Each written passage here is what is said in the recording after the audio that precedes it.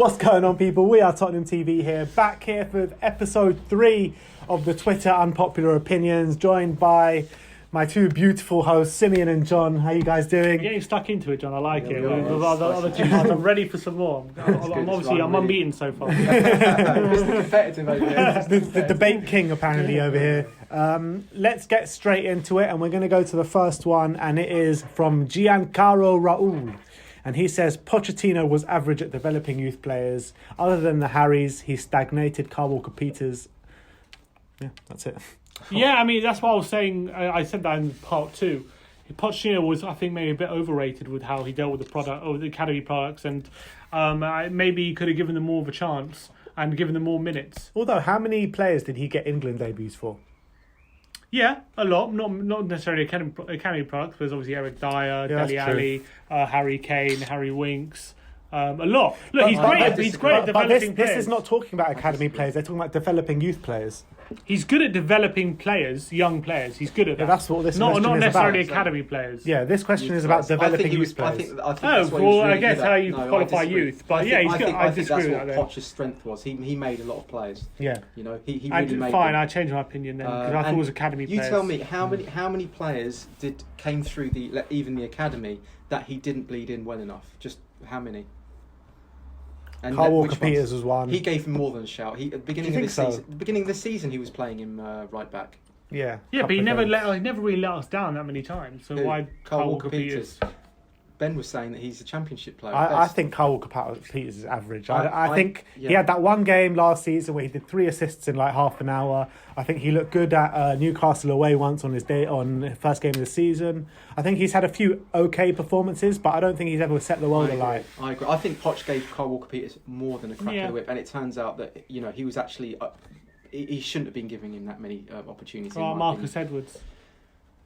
There's one, but I would actually say that it's been proven that he did have an attitude problem, and Poch has actually come out and said he feels as though he is upset that he couldn't get him into the player to be ready for the first team. I think Poch could be contributed to that guy's downfall as well, putting so much praise and hope into the open media, saying this guy's a mini Messi and stuff like that. Maybe it just put too much weight on his shoulders. I don't know, but I think there's things going on behind the scenes with Marcus Edwards that we don't know about, because I'm pretty sure if he had the talent, which he obviously does, then there would have been a reason for him. And he's showing it now. I mean, when he says youth players, he means academy. Surely this guy. Yeah, but you can look at a player that came with us from a young age, and then that Poch developed. Like we youth, said. I mean, you usually means under 18, under 21. Look what he did with Danny Rose. Yeah. Danny Rose was rubbish before Pochettino came to Spurs. Yeah, Everyone improved their game. He's good at improving young players, but is he good at bringing through academy products? Kyle Walker as well. He wasn't that great before Poch He's good at bringing through young players. He's very good at that. Lallana, fantastic player he brought through. Jay Rodriguez as well was a young player. Wanyama at Southampton. Yeah, well, but like the other opinion from the other video, maybe there is a dearth of really good. Dele Alli. I'm not sure. Yeah, I'm saying he's good at bringing through young players, but is he good at bringing through youth players? I think there is a bit of a difference. There is a bit of a difference. And I think maybe this guy has a point. Okay, let's move on.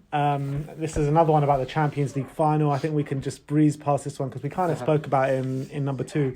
But this is from Yoki Yoshida. We're not winning the final regardless of which Kane or Moura started. We'll never know. I don't know if you have a machine, time travelling machine. We'll never know. But I think it doesn't matter who would start. I think that penalty is the thing that cost us, in my opinion. But I did say that I was actually going to ring up Talk Sport before that game and said, please, whatever happens, the first 5 minutes, don't go backwards. Because in that Champions League, we'd conceded a goal the first 5 minutes in every bloody game. Yeah.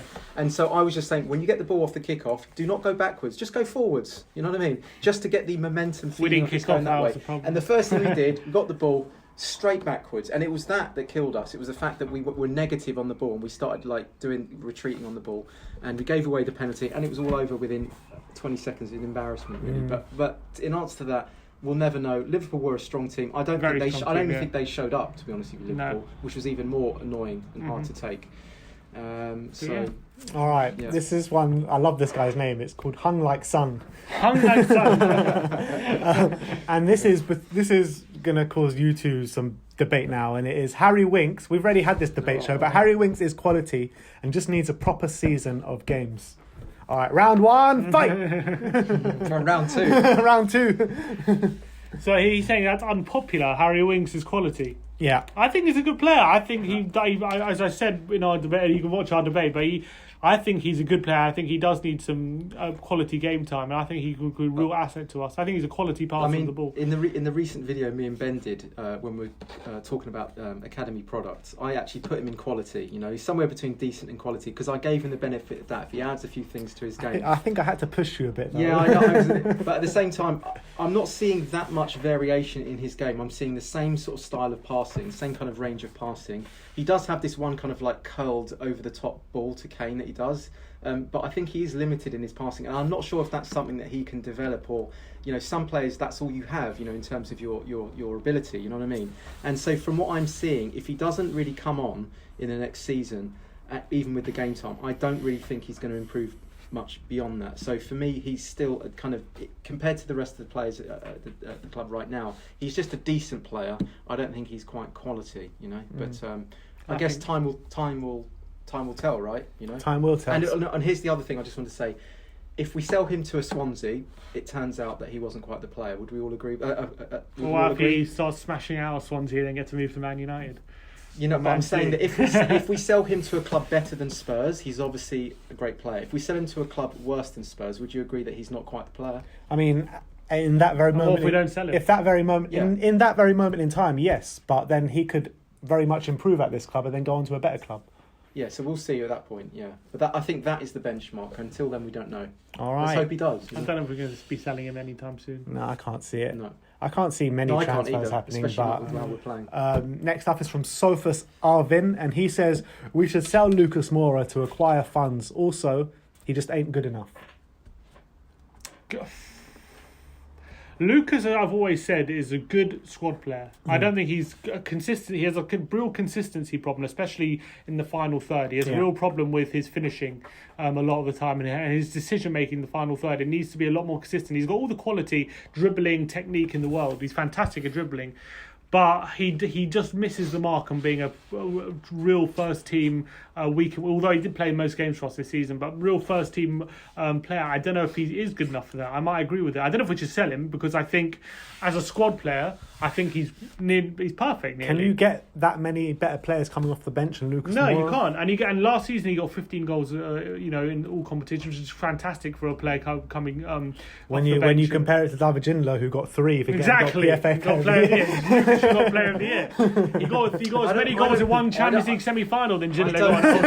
See, I don't always judge it on stats, you know, because it depends on, are you winning, and look at how good does the team look when this player's in it. That's how I judge it, you know, and then and obviously, are we winning these games? That's how I tend to look at it like that. I really like Moore. I think he's been arguably our best player this season. I know Son is also obviously stepped up, but I think that he's been really.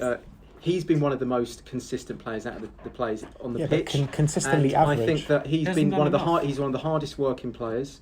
Yeah, I agree with that. How old is he now? 27. 27.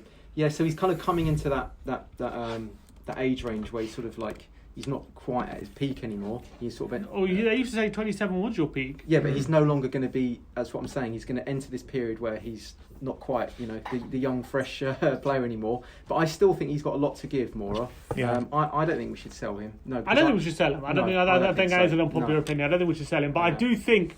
Is he good enough? He's good enough to be a squad player. Is he good enough to be a star in our team? I don't know. But when you've got players like Son and Bergwijn, they both get in ahead of Lucas. At the moment, yeah, you'd have to say so. And Bergwijn hasn't even done that much in a Spurs shirt just yet. No, but Lucas does make an impact. He can make an impact as a squad player. I think, as I said, he gets a sufficient amount of goals. Are we forgetting the Champions League semi-final? And obviously, he should be a cult hero forever. Goals. Yeah, it's like we've forgotten that too quickly. Look at that. I mean, look at that game. But for me, I don't think he's consistently good enough.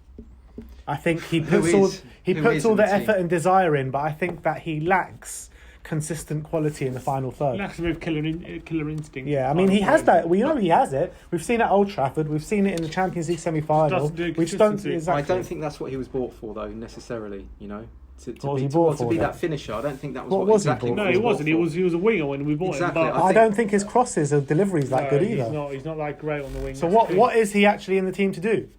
He's like a wing forward. Lennon's He's turned crossing into. wasn't that good either, was it? Well, Lennon actually, his crossing was underrated. I thought his low balls His to low, the back post. actually, yeah, we talked about that. As well. But I'm just trying to say doesn't that. do that enough. Yeah.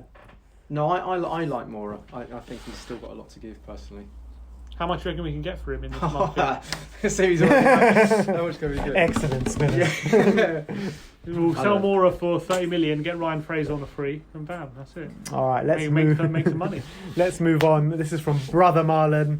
Levy is a hero. I'm not debating this. Also, Pochettino was nowhere near as good as some make out. He had the best Spurs squad since the 60s. Facts.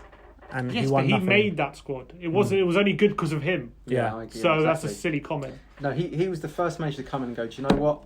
You're a mercenary. You're a mercenary. You're a bad egg. You're a bad egg. Do you remember he got rid of like He built them up Lazy, and you got to Cabal, you know, all these players that were just sort of like Carl a bad kind of bad egg. Do you know what I mean? And he really got the team like a well-oiled machine. There he was limited, Poch. You know, tactically, I thought he came up short, especially in the big games. Playing Son at left back, I thought there was a lot of knee-jerk setups for big games that he did, which were just like totally out of the blue. what, like Son left wing back. Yeah, and stuff exactly, like that. stuff like that. And I think that, you know, even in the Champions League final, it almost felt as though he goes, "Oh, we're not going to win." It's just like primary school, let everyone have a go. Do you know what I mean? It was just like giving everyone a go onto the pitch. That's harsh, I think. And I just thought sometimes tactically he let us down a little bit. He also had a little bit of an ego when it came to freezing players out to try and prove his power. You know, Dyer, Alderweireld, Rose. I'm sure there are others as well. And I just thought it's like, okay, we get it. Like they've learnt their lesson. And he kept Dyer out for ages just because he gave Pochettino. Dyer's never Mourinho a recovered hug. from that, really. He gave Mourinho a hug, didn't he? And he freezed him out of the team. For Is that. that- Something I like thought that. he was injured. Is that right? Well, that's what I heard. I Maybe never that's heard not that. true. I doubt that's true, but I don't think Pochettino's like. Look, I don't think Pochettino was under. I thought he obviously did an amazing. Look, he wasn't perfect. Yeah, but he did an amazing job. You cannot deny that. He's You limited, cannot but he deny did an that. amazing job. He overachieved, if anything. so. So instead of Yeah, saying I he think was built he had our best squad since the 60s and won nothing, it's because he built it. He built it, and he turned it into the youngest team in the Premiership, and he was giving a lot of young players a shout that you were thinking, oh, we're not going to win anything with these young players, and then we look like we might win something with these young players. But ultimately, we didn't. All right. Let's move on to Rico_Z99. Hugo Lloris is a world-class goalkeeper. Hugo Lloris is a world class. Yeah. Well, he was I captain disagree. when he won the World Cup, so if that's not the definition of world I class, actually, do you know what? then what is? I actually disagree with it. I think that there's it's this whole word of world class really annoys me because it's so broad that it's like. But if you're captain when you anyone win the can go World in Cup, does that not make you world class? No, because then you could put like I don't know, like a Mertesacker won the World Cup. Do you know what I mean? Like all these. But players was he that, captain when they won the World Cup? I don't think that makes much of a A World difference. Cup winning captain surely puts you in the world class category. I don't. Because let's just take that aside. Because let's be honest, I could have been goalie for France and won the World Cup No. because they you know what I mean? Because they had they were so great that you know what I mean. It doesn't really matter who's in goal. I think if a team's what I'm saying is if a team's that good, sometimes the goalie doesn't get put. Like Czech, for instance, has that most but clean France sheets. were good. You're not They going to say weren't that's that good because that of they Czech. didn't need Lloris. What I'm saying is Czech's got the most clean sheets and all that kind He of was stuff, world right? class. He was a world-class goalie, but Yeah. what I would say is, did you not think that the fact that he was playing in that Chelsea team helped? Do you know what I mean? Of course if he it was, helped. If he was playing in for Middlesbrough, he wouldn't get all those clean sheets. Do you know what I mean? But people are, wow, he would look still at be those clean world class. sheets. What I'm saying is, I don't think Lloris is in that same bracket as your Neuers and your Schmeichels and your Buffons. I don't think he's in that bracket. Yeah, so you're for probably me, right. For me, he's a 4 out of 5 goalkeeper, not a 5 out of 5 Yeah, goalkeeper. I can agree with that. And I actually think that if for us to put a title challenging team, a team capable of winning the league, we actually need to replace him, in my opinion. I think no, I disagree with that. I think you can win a champion, He's you can win a too- league or championship with a 4 out of 5 goalkeeper. I think he's more than good enough for that. I think his I think he's quite good his enough. reflexes are probably the best in the Premier League. He's too much of a Fabian Barthez. I He's think too small. He's just. I think he's not a perfect fit for the Premier League. That's what I would say about Lloris. He's not physical enough. He doesn't doesn't come and save claim you enough. in the big games. You know, like if you I look don't, at I don't know about that. I don't know about that. what the Man United goalie? De Gea. De Gea. If you look at De Gea, he will win you games. Like Man United fans think he won us But that game. I think don't Lloris has Lloris done that. I think especially when he came back from his injury this season, I thought he was absolutely second He to looked none. good against Man City, but I think that he also has howlers in him. A lot of howlers. course in he him. does. That's the problem. Look at the final. You said world class, World Yeah. Cup. Well, look at that final. Yeah. You know. Okay, but if De think Gea he's- world class, he's had 2 years of consistent howlers. now. Yeah, I don't think he is anymore, and I think he was, but I don't think he is anymore. De Gea, you know. Edison makes a lot of howlers. Yeah, Is he world class? but I don't think that Neuer makes loads of howlers now. Do you think that Lloris in the same category as Alisson? Probably not. So for that reason, he's not world class. All right. And up next, we have got Jack_Larkin, and he's talking about Lamela. He says, Lamela had his career ruined by injury in 2016. Nothing to do with his performances. Well, I think injuries have affected his performances, in all honesty. But yeah, look, he's had a series of injuries. There's no getting around there, in all honesty. But it's not like he was setting a world alight, was he, before the injuries? So, I mean, yeah, Lamela's injuries are weird because they just come out of nowhere. He never gets injured on a pitch or anytime anyone can see no one ever sees these injuries. Suddenly he's a slight knock and then maybe he's out for this game and then we just don't see him for 3-4 months every time. Every week's the update on the okay, so Lamela's back. He's like, no, one more week. Like, 6 months later, he's like, oh, it's another week, one more week. It's like, bloody hell, Lamela, what's going on? I do feel bad for him because I do think he has a bit of quality in him. I don't mind him, especially as a squad player. I think he's got stuff to offer and I think he's got a lot of passion, but he's been here for 7 years now, and it's just maybe it's time to call it quits. I think the other one about Moura. I think it should be more Lamela. Yeah, agreed. I think we've seen everything that we're going to see with Lamela. He's not going to suddenly come on and like explode into the player he could which be. we've been hoping for. Which we've all been hoping for. This is going to be the season for Lamela every single season. This is going to be the one. And it never but he starts it off so well every time. Yes, this is Lamela season. He always looks like the best player in August. And then by October, November time, that's his injury. And then it just goes. And then you don't see him till March. Yeah. He's built like he looks like Bambi on ice. You know what I mean? And I don't think he's made an effort to really bulk up, like to be the frame of the Premiership. I disagree with that. I think he's got his legs are so skinny. He could really do with like. I don't really think Lamela's lightweight. No, he's not. He has bulked up. He's actually quite a muscly guy now. He is. He's lean. I wouldn't say he's bulk. No, he is. You look at his body, man. I'm telling you. He's got muscle. Look at his body, huh? But he's got muscle. I don't think. I think he's got little stick legs. No, he doesn't. He used to when he joined. He doesn't anymore. I mean, he's lean, but I just think that he's too lightweight when you watch him play. Do you not think he looks like a little stick insect when he's running? I think around? he used to. I don't think he does. I agree with Sim. I don't think he is anymore. I think he was. But anyway. Yeah, I don't know. I just think he's. I think it's about time that we thought about. I don't think it's an unpopular opinion to say injuries have ruined Lamela. I don't think that's unpopular. All right, let's move on. Tomos THFC 89. He says Mousa Dembele was overrated. Ooh. Discuss. Overrated.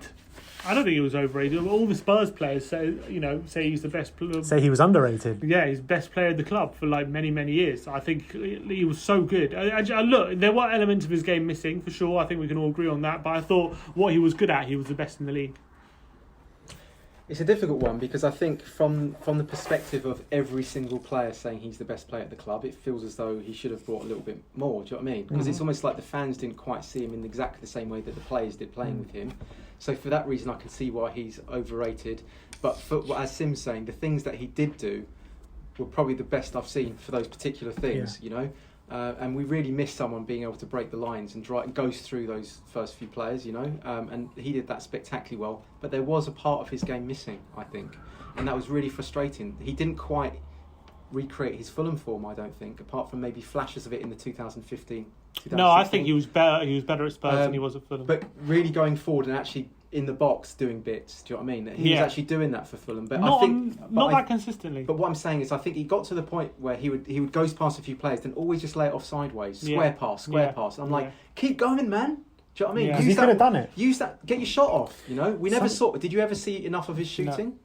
No. I don't think he had. I think the things he did from the halfway line, behind halfway line, I love that. World class. But then when he got past the halfway line, it was just like, come on, you could do better than that. Yeah. Oh no, I'd say he was great. No, I'll disagree. I'd say maybe the final quarter or final third of the pitch. I'd say from the halfway line up until the final third, he was unstoppable. Yes, absolutely unstoppable. Yeah, that was it. And that's important. Yeah. It's an important role to play because you need to be able to break the lines and move players around and draw players out, which is important. Yeah. But sometimes, as you said, he just didn't have that killer instinct to go for goal or to even make a through ball. Yeah, he never really attempted these kind of passes. He didn't have that through ball. I think, in many ways, this is going to be controversial, and this is another video.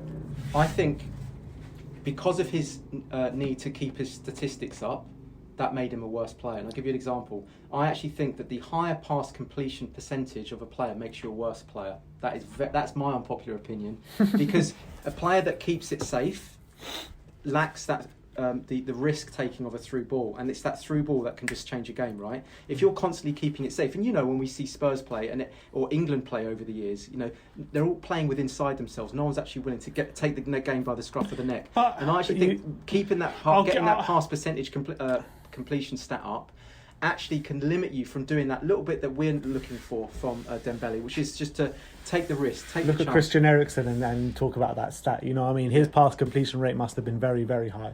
And he had a lot of killer instinct balls, you know what I mean? Yeah, I'll give a counter argument to that, just because when you've got people like Dele... Dyer's got the highest, by the way. So. If you've got people like Dele and Christian Eriksen around, if you're able to drag players out of position, lay off to Eriksen or Dele in a bit of space, and they have the one with the killer instinct in and around the final third, then that gives a good argument. But Dembele had it. He had it in his locker. He drove the highest two over I think it's the last 2 seasons. Who would you say, I suppose? Probably Winks and Dyer. Dyer and Winks. Now, we know that they're the most sideways. So that's kind of my argument there. You know what I mean? I think from that perspective... Yeah, but who else has a very high pass completion rate? Sergio Busquets, and that's exactly the role he needs to play. And Mertesacker. But you see what I mean? And Some players, it's their role to recycle the ball, keep possession, get it. I know that. I know. Attacking players in dangerous positions. I get that, but I'm saying that part in that final third we're talking about, where you want a Dembele just to take a risk, I think he just laid it off too much sideways. He lacked confidence for some reason. Dembele, it seemed, in the final third. I agree. Yeah, I totally agree. Yeah, that's the thing that I think didn't make him top draw. Yeah, I agree. All right, let's move on. This is from that's a good opinion. FT COYS. Serge Aurier has been Spurs' best player this season behind Son and Lo Celso. Let's start with you, John. Oh yeah, I forgot before. Lo Celso's been absolutely top draw this season. For a few games. No. No, I think for me, the best players this season, Lo Celso, Son, and Moura, for me, has been consistently good. I actually agree with this. I'm not sure about that. I agree with this. I think Aurier has been in our top 3, maybe 4 players of the season. I think his attacking play has been second to none. I think he's really provided us with an outlet, and his assists show that. And I think where he's been let down is the brain farts at the back, which obviously we know about Aurier. But I think he's had generally a good season, and I think he's made a scapegoat more times than not because of his defensive play. I think since Mourinho's come in, I'll probably agree with that. I think that comment probably says more about the Tottenham team than it does about Aurier, for sure. Because I think Aurier has, even this season, so many times that we've been in games, Liverpool away, brain farts gives away a penalty, Man United away, it's usually the big game, isn't it? A couple of brain farts cost us 2 goals, we lose the game. So you can always pick out things from Aurier when he gets anywhere near our own box defensively. But you got to give him credit. I think he's been a massitive threat going the opposite way. He's a good wing back / winger, right? Yeah, if you like, if you want to call him a wing back. He's not a good fullback, if you know what I mean. Like defensively, he doesn't have that, and I think that we tend to breed these players at Spurs, don't we? I can't think of too many players who have been better than him for Spurs this season. The thing is, though, Aurier, every single mistake he makes, it gets focused on so much because people love making him a scapegoat. But I think if you look at the good work he's done, and I know the bad work is a lot to do with it, but if you concentrate on the good things he's done this season, he's done great things. I'm telling you. He's a little bit calamitous. Yeah, he is. More than a little bit. But more than a little bit, yeah, more than a little bit. And that's always frustrating. But I don't know. I wouldn't say he's definitely not as good as Lo Celso this season. But like my brother said, I think that it says more about how the squad has been this season. Well, I think because we're not that good anymore, he obviously looks better. Do you know what I mean? And he's like we talked about earlier with Ginola and these great players, when they're playing in slightly worse teams, they shine a lot more and they become more dependable. And I think that's what's happening with Aurier. All right, let's move on. This is Queton 10. It's about Dele doesn't fit into the Spurs team containing Ndombele and Giovanni Lo Celso. I don't know even if that's an unpopular opinion. I actually agree with that. Especially if we're playing a 4-3-3. I think Dele, if you can't, how are you going to fit Dele, Lo Celso and Ndombele in the same team? Because none of them are you don't have a pure defensive midfielder in there. So you're not going to be able to have a player who's going to be able to recover the ball for you to be able to go and attack again. And Dele Alli likes to flirt in and out of games, so you can't really rely on him too much defensively. That relies a lot of defensive responsibility on Ndombele and Lo Celso. That's not their natural game. Unless, if obviously, if you go to 4-3-3, I don't think he works in the centre three. I don't think he works as one of the attacking three. He only really works behind Harry Kane in like a 4-2-3-1, or you stick him up top with him in like five at the back. That's where he thrives. Second striker behind Harry Kane. Yeah, and I don't know if you can play two strikers and Ndombele and Lo Celso. I don't know. I don't know. It's a tough one. I kind of agree. I think he just doesn't suit our style of play anymore. It's not just Ndombele and Lo Celso. I think he really suits us when, let's say 2015, 2016, when we were a high press team, we were camped out in the other team's half, right? He was able to come in and be almost childlike in the way that he was playing, nutmegging players, almost just ghosting around where he liked. He would drift forward into almost the striker position with Kane, often further ahead of Kane. And no one said anything because he was given that luxury to just ghost around. He's not the fastest player, but he was the one that was able just to pick the lock, when teams were camped with two banks, He was able to do that. Now because we've regressed, now we've regressed and we've retreated as a club. We're playing a lot deeper now. He's been asked to do a lot more of the dog work in midfield, and that's not his type of role. Do you see what I mean? So I think that the way we're playing right now doesn't suit Dele Alli. But I do think it's a little bit harsh. I think he scored quite a few goals this season, and I still think he's quite influential with his range of passing. But I think if we compare him to like that 2017 season, obviously it looks as though he's regressed quite a lot. But I think it's actually down to the style of play, not necessarily the individual player. Although it is a squad game. So I think you need a big squad if you're going to challenge for big things. So I think I wouldn't sell him or anything. Oh no, I wouldn't. You know what I mean? No, I don't think. I think he has that bit of X factor, that special spark that he can come up with something when we need it. But I do worry for his long term. If we're trying to fit him into the team, I worry about that. Because I agree with you, his best work was when he was in that false nine, and when he had people like Walker, Rose, Wanyama, Dembele all covering for him. He was able to kind of sit up front and wait for things to happen. You can't really do that anymore. But I feel for him as well, because he has, since that season where he played second striker to Kane week in, week out, he's been played out of position pretty much every time he's played. Until Mourinho came in. And he had a few good games, didn't he? But then then he was starting to get substituted and got a little bit annoyed with himself or Mourinho for that. I think he's just, he's still a fine player, but I just think he's strung to gel with what we have at the moment. But what I'm saying is, apart from that season and when Mourinho first came, we weren't really playing to his strengths. But let's move on to the final two, both from Gazad 1. The first one is AVB was a far better manager than he got credit for. If he would have bought Moutinho that year, things would have been a lot different. I think he did all right, AVB, especially in his first season. I think people will forget. I think he's ridiculed a lot by our fan base, AVB. But in his first season, I know a lot was down to a few Gareth Bale 90th minute winners. But I thought we actually had a very solid team back then. Was he not too heavily reliant on Bale? He was. Look, I think a lot of teams rely on their best players. Maybe late on in the season you could argue that, but I remember before January we were going quite high. I think we were third in the league for quite a long time. Sandro and Dembele were creating a really nice partnership in central midfield. Vertonghen was playing really well as well, and obviously we had front three with Bale. We had Jermaine Defoe as well playing quite well. So I think he started quite a good team there. But I think Sandro got injured in January. That gave us a big setback.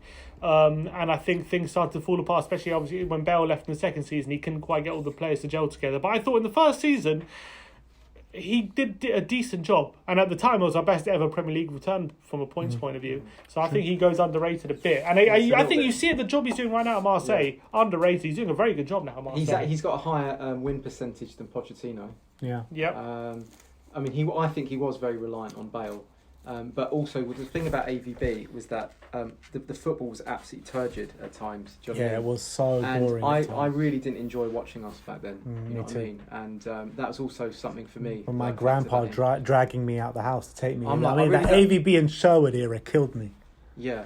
But I mean, even when Sherwood came in, there was a little freshening up. Even Sherwood did from the AVB time. So. I hated that as well. I hated that. Couldn't stand that. All right, let's move on to the last one. To get about Daniel Levy again. Levy may be a penny pinching git, but we're damn lucky to have him. Are we lucky to have Daniel Levy, John? Well, we've already kind of covered this in other videos. we're really lucky in one regard and really unlucky in another regard. I've already said it's a dichotomy there. Do you know what I mean? But when you compare him to all the chairmen exactly, in the Premier League... No, so I always say this.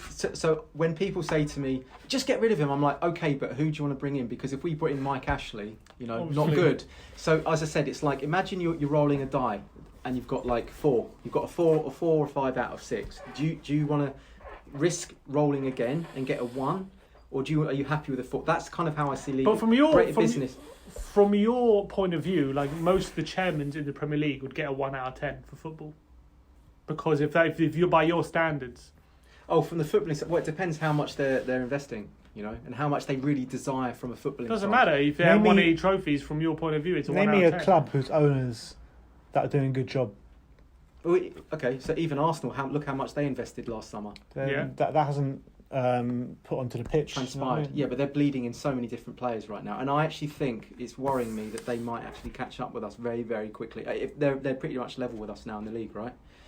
So that makes sense. We were miles ahead. We were miles ahead of Arsenal. Would you not agree? They were miles ahead of us. But now they've kind of balanced. They were galaxies ahead of us. So that's what concerns me at the moment. They spent loads of money over the summer in players. Let's be honest now. So did we? No, they didn't spend the same amount. They spent 70 million on Pepe, but what else did they spend? Oh no, they bought. They bought in David Luiz. They bought the defender that they sent back on loan. Saliba. Yeah, Saliba. And Tierney. They bought. But in terms of money actually spent, Chelsea, I think we spent more money than them. Sideshow Bob. I think we spent more money than them. David Luiz. We broke our transfer record on Ndombele. We spent 50 million or whatever it was on Lo Celso. We spent how much on Ryan Sessegnon? 25 million on Ryan Sessegnon. What's the net profit? We've also spent 25 on Bergwijn. Did we sell anyone? We didn't sell anyone. Yeah, we did sell a few players. Vincent Janssen. No, okay, we got. But I mean, did we sell anyone of Dembele. note? No, that was in January for 10 million. I think we did. There's a few players that we offloaded, but we'll have to have a look. But we spent a lot of money this summer. We really did. I don't think the net profit's that high. I think it is for this summer. That's my thing with Levy. He's so what? The Arsenal chairman's better than the Spurs chairman? No, didn't say that. Didn't say that. I'm just making But Ben was asking me the question about who's done a good job. No, who's putting in that effort. And I think from the footballing side, I think you're more likely to see a bigger investment on the transfer policy from Arsenal or. Right, but for the past 5 years we were doing better. It depends which teams we're going to compare to. Do you know what I mean? For me, you can't. Put Man City and Chelsea aside because they're like. Yeah, they're untouchable. Yeah, they're untouchable. Yeah. Put them aside. I think the only owners you can put in the Premier League that are doing a better job than Daniel Levy is Liverpool's. Well, if you look at the net spend over all the clubs over the last 5 years, I think we're bottom. Net spend, yeah, but I'm not talking about net spend. Bottom. I'm not talking about net spend. I'm talking about how good of a job they're doing. But you look at Man United; they've chucked billions at their squad, and it hasn't really helped that much, has it? I would like to see what we could do with those billions, don't you? Yeah, of course I do. Of course I would. I'm just saying, money's not always the easy answer. Levy is one that we know is going to divide the fans. I know there's going to be loads that. I mean, I'm divided in my own head about it. I know there's going to be loads that support what I'm saying on this one. I know loads of people are going to hate me in the comments because I'm very counter the consensus. But I like I said, for me it's a split thing. From a brand side, he is unbelievable, incredible. But we could have that for the next 20, 30 years, however long he's there, and still maybe squeeze out a League Cup every 10 years. Yeah. Like, to me, that's not good enough. Yeah. So we're not going to have him. It's one of those. It's like, it's one of those, you know what I mean? I don't know. I think he's we've been through it so many times, but he's transformed the club off the pitch. He's transformed the club on the pitch, but he just can't get us past that stage that we need to get past now. Nelson and Saha was the... But I think that's happened so many times. We were lucky to have Nelson and Saha. There's an example. I mean, he could have got Hazard, he could have got Suarez, but instead he just thought... Look, this has happened so many times. We go for the bargain basement instead of, like, the elite. He likes to get players 10 years too late. Yeah. Lorente, when he was past it, we could have got him 10 years before. Yeah, that means this summer, Right we're going to be signing Leandro Damião. Carlo Cudicini got the Golden Glove. We got him 10 years later. Bring Maradona out the time. Let's do it. All right, so there you have it. That is the end of our Twitter Unpopular Opinions. Check back, as we will be doing some from Instagram and from Facebook, so watch out for those. Thank you very much, Simeon and John, for joining me. Like, subscribe and comment, and as always, come on, you Spurs. Spurs.